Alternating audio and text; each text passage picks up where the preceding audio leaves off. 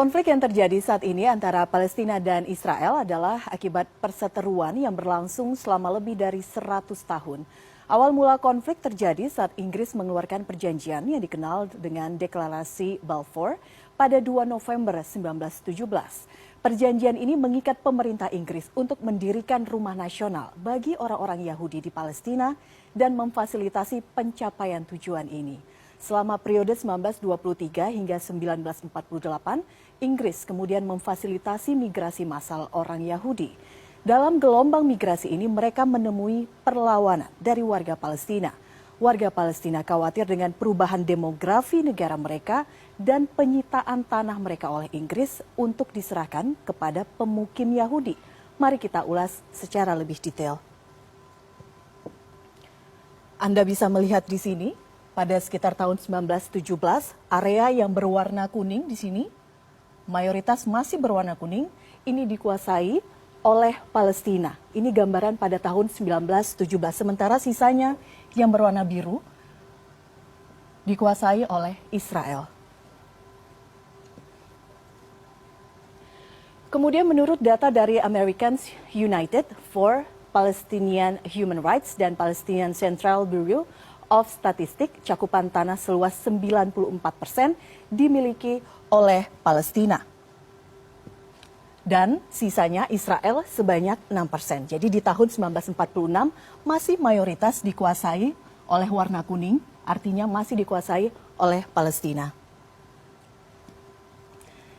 Kita lihat pada tahun 1947 sudah mulai terjadi perubahan. Luas wilayah Palestina berkurang menjadi 45%, sementara luas wilayah Israel bertambah menjadi 55%. Yang kemudian cukup signifikan terjadi pada rentang tahun 1949 dan 1967. Israel memproklamirkan kemerdekaannya pada 1948 yang kemudian akhirnya menyulut peperangan. Kemudian di rentang tahun 1949 hingga 1967, wilayah Palestina kemudian menyusut. Anda bisa melihat di sini gambarannya. Israel menduduki sekitar 78% wilayah yang ada, sementara Palestina menyusut hingga hanya 22% saja.